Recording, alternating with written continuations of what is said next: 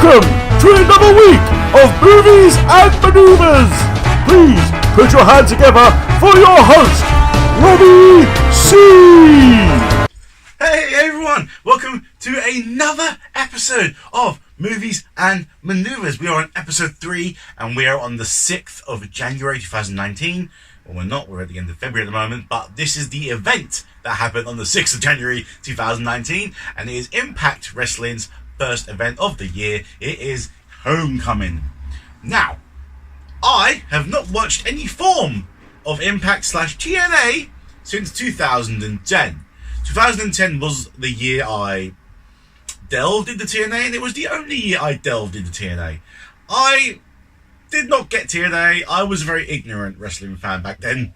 I just thought, oh, WWE is WWE. It's the only wrestling I'll ever need. Boy, how I was wrong. So, I'm going to dive into Impact Wrestling since it's still going to this day. I'm going to dive into it head first, and we're just going to try and see what we can muster from this company, really. I don't know who's with Impact. I don't know how their contracts go. I don't know if they're independent. I don't know, I don't know anything about Impact. That's just how it is. So yeah, let's just go straight into it, shall we? And see what we find with this pay-per-view. Yeah. Okay, so our first match in the opener was for the X Division Championship in an X Division match. Is that what it's called? No, an Ultimate X match.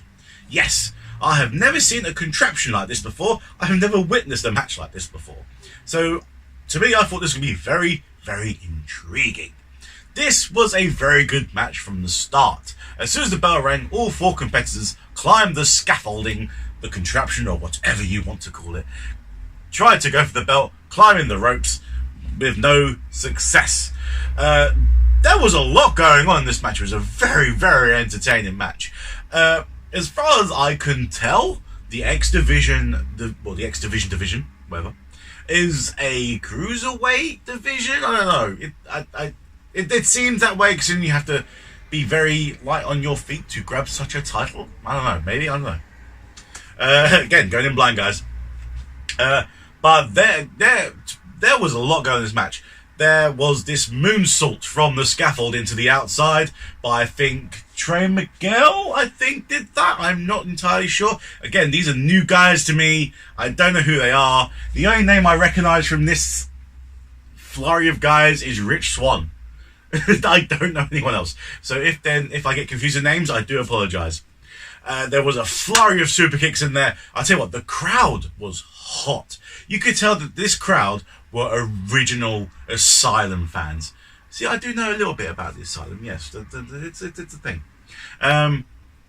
But there was a flurry of super kicks in there, which was really good. You had finishes galore. There was just so much. The triple slam from the corner, that was beautiful. There was a lot going on in this match. I was very entertained. But I don't know what to... Because I don't know anything about this company, I don't know what I can say about it. I don't know anything about the history. So this is going to be... Until I learn more about the Impact Wrestling as a whole, I think these videos are going to be very, very short. Rich Swann would eventually grab the title. Of course he would. He's Rich Swann. And I'm very happy because he's the only person I know in this match. But no, the other 3 guys impressed me a lot. I thought for a match of this caliber, of this style, there'd be a lot more high spots. Unfortunately not. I suppose because it's the opener, they really couldn't go full throttle. But again, it entertained me for what it was. It entertained me a lot. So I think I gave it a respectable 6 out of 10. Yeah. Again, it'd probably be a lot more if I knew more about this company, but unfortunately I don't. Sorry. So we're going to crack on to the next match. Okay, so now it is the women's tag match of Ali and Su Yung, or Evil Ali, and Su Yung versus Jordynne Grace and Kiera Hogan. Now, the only person, again, I know in this match is Jordynne Grace. And the only reason I know that is because she's the current Progress Women's Champion. Going into this, again, I knew nothing. But this was a very, very entertaining match. This had a lot of good back and forth action. I had no idea who was going to win this. Jordynne Grace is freakishly strong. Massive pops for Su Young's Mist. You don't see Mist these days anymore, like anywhere. Like the last time I saw Mist, I think Bushi does Mist in New Japan. I think he's the only one that does Mist. And then there's Su Young. No one in the E does Mist. No one anywhere else does Mist, I believe. But no, big pop for Su Young's Mist. And the really, really uncomfortable mandible claw from Ali was really just odd. And yeah, I got a bit squeamish, I ain't gonna lie. Su Young freaks me out. She freaks me out. The way, like, just her whole persona, the face paint, everything, it's just, what's going on there? It's very, That's exactly the movements I had when I saw Ali's mandible claw. Yeah. And, well, Ali picked up the pin. And, like, if things couldn't get any weirder from there, a bunch of zombie brides show up carrying a coffin. No clue. No idea. So the victors walking towards the coffin because they're going to put, I don't know who it was, I think it was Kiera Hogan was going to get thrown into the coffin, I'm not too sure. But out pops a returning Rosemary. I've heard this name before. Again, I don't know Impact. But Su Young wasn't happy about this, and did they kick off? I can't remember if they kicked off or not. Yeah, I think they kicked off. But apparently Su Young versus Rosemary is definitely going to be a thing in the future. This was a very, very weird thing. I'm intrigued. I'm very intrigued by this because you don't see this kind of thing anymore. Just like really high-end gimmick stuff. I'm very intrigued by this. This was a very, very entertaining match, and the women absolutely blew it away. I'm invested to see where this goes. So I am going to definitely give it a respectable 5 out of 10. I tell you what, Kiera Hogan, Kiera, however you pronounce that, impressed me the most in this match. This will be the first time I had seen Kiera Hogan. Well, it's the first time I've seen these, really. Kiera Hogan, you know what? She impressed me the most out of this match. She was going for it. She would do the high spots. She did the top rope moves. She impressed me a lot. I'm really looking forward to seeing what she does for me. Well, not for me. She does in the future. 5 out of 10 for that. What could be next? So, our next match is Eddie Edwards versus Moose. Yes, I actually know these two guys. I know these two guys back in the Ring of Honor days. I loved Eddie Edwards in the American Wolves, and Moose just because he is Moose. Yes. Okay. This match was pure enjoyment. Eddie Edwards comes out of the gates fast. He is on the big man. But it doesn't last long as Moose delivers a ridiculously good move onto the apron edge to Eddie Edwards. And Eddie is already out of the match. Oh, it was painful. Moose just kept on throwing Eddie into the edge of the ring apron, which everyone knows is the hardest part of the ring. And it was just, one of those, what moments. Oh, yeah.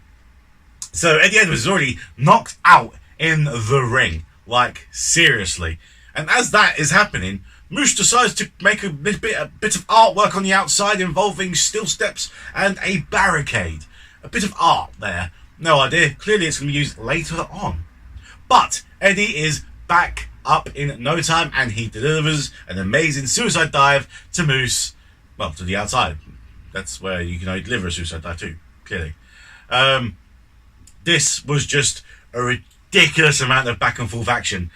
I had no idea who was going to win this, but it didn't just stay in the ring. It didn't just stay outside the ring. It went to the darkest depths of the crowd. Like, seriously, into like the lower tier of the asylum, where Eddie would deliver a beautiful dive from the balcony on to the Moose. And then when it went back in the ring. Yes, it did. This was just a beautiful match. a chop exchange, a wonderful chop exchange. Then kendo sticks. The kendo sticks come out. Oh, but not before. Not before Eddie delivers a beautiful superplex onto a bunch of steel chairs in the ring to Moose. And then when Moose finally gets back up and he thinks he's got this, Eddie Edwards counters and throws Moose through the artwork that was on the outside of the ring that Moose had created at the start. Moose destroyed, I'll say destroyed, he literally, a metal barricade went in two. What? Seriously. But no, Moose got back up. Moose went back in that ring, and then he tried to get back into this match. But Eddie Edwards brought up a kendo stick. He was beating the shit out of Moose. He was absolutely beating him. And down comes Mrs. Eddie Edwards. And then Mrs. Eddie Edwards is beating him. And you know what? Eddie Edwards gets the big V, gets the win, and it was glorious. This was a absolutely mental match. I, for one, was very excited about this match. And you know what? It delivered. The crowd was hot. It was back and forth action. It was just an amazing sight to see. Especially with two guys I actually know. I gave this a respectable 7 out of 10. I thought that was good. I thought it was good. I thought it was better than that match. So 7 out of 10 for me. Great match. Very good match. Thank you. Next match. Come on, guys. So next we have Sami Callihan versus Willie Mack. Now, I know of Sami Callihan. I think I've seen a couple matches of Sami Callihan, but I've not seen anything from Willie Mack before. So this was going to be something fresh for me. Okay, so from the bell starts, Willie Mack is on Sami Callihan. He's impressing me from the get-go. But, of course, heel tactics 101, outside interference, and the match changes. Sami Callihan then goes full-on pelt on Willie Mack. Willie Mack could not get any offense. Until, of course, one opening. All it takes is one opening in the wrestling industry, and that's it. You're back in this game. Willie Mack, for his size, impresses me because he delivered a ridiculously good standing moonsault. Absolute perfection. But then he also surprises me because he had his own Stone Cold Stunner. Again, what? You're delivering a Stone Cold Stunner. Come on. This match was dead good. The crowd, again, were on fire. I don't know what more I could say about it. There's not a lot I can say because, again, I don't know the history of this. So it was just a very enjoyable match. Very good back and forth. As long as you've got good back and forth action, you're going to have a brilliant wrestling match. Wrestling matches don't even have to tell a story. As long as you've got good spots and you're popping the crowd, you're good. You're good. Let's be honest, you're good. So, I mean, there was one spot in this that it made me a bit sick. Sami Callihan gave a spit chop. Yeah, he usually and it wasn't just a little bit. It was like drooling, and it was grim. It was really grim. But oh well. But you know what? Willie Mack definitely entertained me, and this was an entertaining match. So 6.5 out of 10. You notice there's quite a high scoring average on this event so far. Yeah, this is very impressing me a lot, like seriously a lot. Can it get better? Next, so the next match we get Eli Drake versus Abyss in a Monsters Ball match. Nothing really spectacular happened in this match. I'm not gonna lie. Eli Drake was pretty much taking all the beatings in this match from Abyss. It was pretty slow. Nothing too great. Nothing to go, ooh, wow. Not until the belly to belly from the ring apron to Eli Drake when he went through 2 tables. That was pretty much the first big spot in the match to actually get the match going.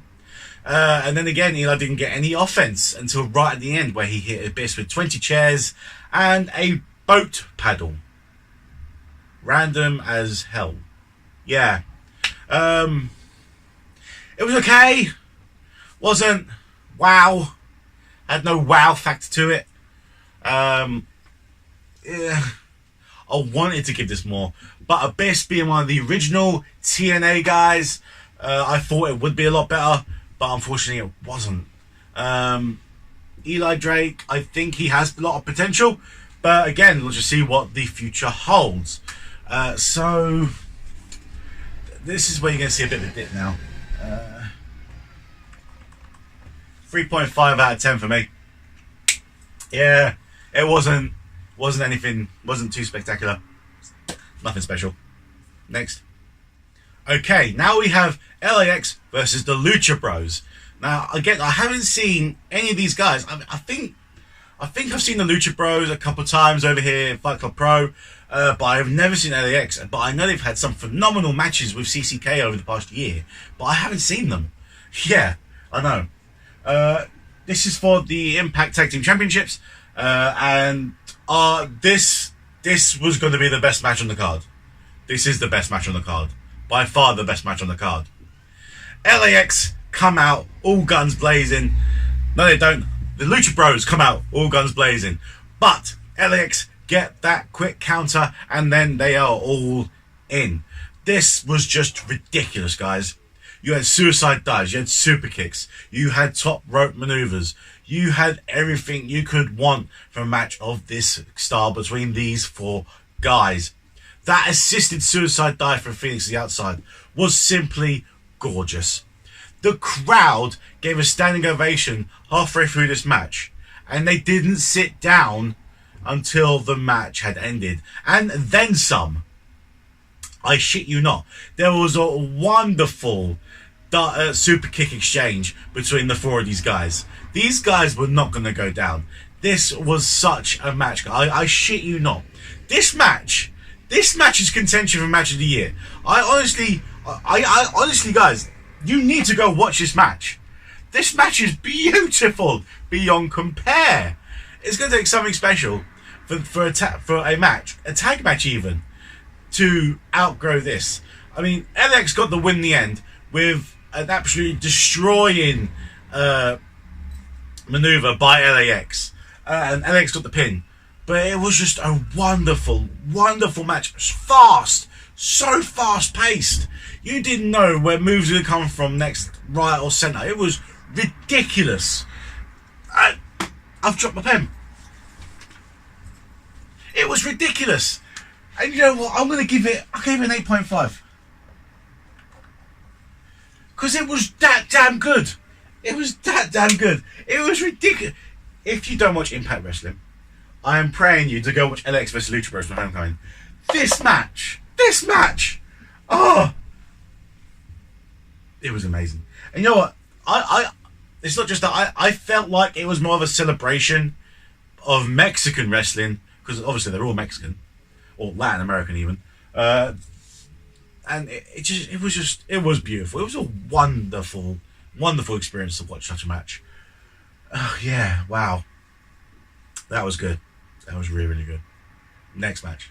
So next match we have Tessa Blanchard versus Taya Valkyrie for the Knockouts Championship with Gail Kim as a special guest referee.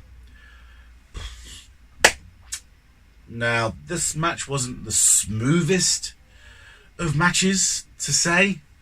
Not a lot really happened. I felt this match was more about Tessa and Gail Kim than Tessa and Taya.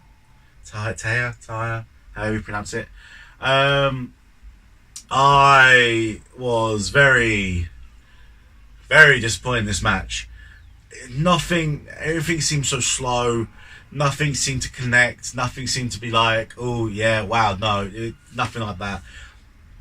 Gail Kim was there, and again, it seemed more like Tessa was focused more on Gail Kim, and then Tessa was focused on her actual opponent, which would then lead to her opponent actually getting the victory and becoming the new Knockouts champion. Yes, Taya Valkyrie is your new Knockouts champion, but there just seemed to be nothing going on in this match, guys. There was nothing, absolutely nothing at all. Nah, very, very disappointing. So, 2 out of 10. Yeah, I could not get on with it. No. If you found this match entertaining, if you found this match to be better than what I rated it, if you have a different opinion on that match, please comment below, because I want to know if explain to me if you felt that I'm being a bit unreasonable on this, because I need to know, because this was just really bad. Really, really bad. Next we have the main event of the evening. It's Johnny Impact, or how I like to call him, Johnny Multiple, since he has a different last name in every promotion he actually is involved in, which is ridiculous, versus Brian Cage, who looks like an absolute monster. So again, going from the last match, it was very similar in not a lot happened. This match went on for I think 20 minutes, and it was like so slow, like really, really slow. I want to say there was like some good back and forth action. It was back and forth, but it was really slow. It's like whenever a move happened, like literally every single move that happened, there was like a 5 to 7 second gap in between every move. Like it wasn't fast. There was no good sequences. There was no combinations. It was just, here we are. This is what we're gonna do. Like it felt like they were rehearsing the match more than actually having the match. Yeah, it was odd. I mean, in my personal opinion, I think this match happened, LAX vs Lucha Bros happened, and knowing that these two could not follow up this match, they just went, fuck it, we're not going to beat this, so we'll just go out and just do whatevs, innit? We'll just won't even bother. I mean, this finish was just, it was so confusing. It's like, Johnny Impact got the win, but I'm sure Brian Cage didn't have his shoulders on the mat for the whole 3 seconds. I mean, there was so much confusion. Brian Cage even picked up the belt in confusion. I think he was just as confused as all of us what happened. This was weird. This was odd. It seemed wrong. This was a wrong match. A really wrong match. It was odd. It was odd. Yeah. So that's the thing. But at the end of the match, Brian Cage has left. Out comes Taya to celebrate with her husband, because apparently they're married. So husband and wife are men and women's champion of Impact Wrestling. Out comes Killer Cross, is his name, apparently. And absolutely decimates the pair of them. Okay, I don't know who this man is. But apparently we're going to get Johnny versus Killer in the future. So that's the thing. But again, oh, this is bad. This is yeah, no, it's the same, guys. 2 out of 10. Failed. It failed badly. It was poor. I got bored. I did. I mean, it started off so well. Good. Poor. Amazing. Absolutely bore fest. Ridiculous. I don't understand. Yeah. But if I was to give this pay-per-view rating as a whole, I'm going to go 7 out of 10. Yes. If it wasn't for these 3 matches, it would have had a higher rating. Now, this would be the second event of the year that I've given a 7 out of 10 to. Yes, this event for me draws with Wrestle Kingdom. It's on the same level as Wrestle Kingdom. I know what you're going to say, but think about it. Wrestle Kingdom really dipped a lot in the middle of the card. This just excelled, except the main events. This was good throughout by the main event. Wrestle Kingdom was good at the start and at the end. Yeah, so that's why it's on a level playing field as Wrestle Kingdom. I know this is coming from an Impact pay-per-view, but the wrestling itself was just superb. So, with that said, I can now start filling out my Impact area on the brands board. Yes! We've got a new area to fill out, guys. Look at this. Right, so, matches. matches. Well, LAX versus Lucha Bros, obviously. So, LAX, Lucha Bros from Homecoming. And then is do I? No. No. Just the one match. Just the one match. Because I feel like all these are mid-rated matches. So I don't think I'm going to put anything on here that's going to be 8 or less, to be honest with you. I think you got a rate above 8 to get onto the year end or the year end board for me personally. Yeah, so I'm just gonna put the one match down. Events, obviously, Homecoming. So Homecoming.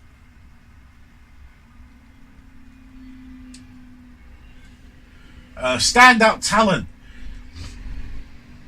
Stand for men's. Who impressed me? Who impressed me a lot? Like, a lot. Willie Mack. Willie Mack impressed me a lot. Willie Mack impressed me a hell of a lot. Who else really impressed me? No,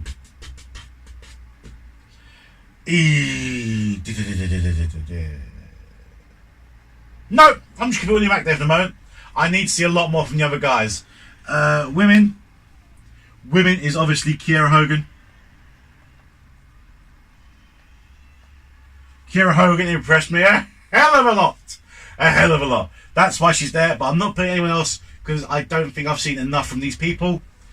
And then we're going to put LAX and Luchas on the tag teams. Yes. So obviously from New Japan we have match, event, top talent, male talent, and obviously Impact. I need to put tag teams. But again, there really isn't a lot of dedicated tag teams in New Japan, like I said before. But Impact, we have match, we have event, top star, top male star, top female star, that impressed me. And then we have obviously top tag teams. Yeah, so LAX Lucha Bros are Homecoming, Willie Mack, Kiera Hogan, LAX and Lucha Bros from me. Yeah. Do I put it on the year end? No, because this here is for my own personal ting. You will see that at the end of the year. Yes. So really, I could really use this board for something else, really, couldn't I? Maybe. Yeah. So, yeah, again, I hope you enjoyed this video, guys. If you want to debate on my ratings and reviews of this, please leave a comment below. And, yeah, next event is NXT UK TakeOver Blackpool, which should be up very shortly as well. I'm trying to boost these out as much as I can, guys, because as it stands, I think I have 12 events to catch up on, and New Japan are being very relentless. Just ridiculously. Yeah. Our next visit to Impact will be in April, I believe. Yeah, April is a very long way away. But yeah, no, NXT UK next, and then it will be Progress after that. So yeah. Catch you later, guys. Bye. Hi everyone! Thanks for watching the video. Always remember, always show your appreciation to all the performers that have entertained you. Subscribe, share, comment. Don't be a dick. Smile. You never know what help it could lead to. Thanks guys, and please enjoy.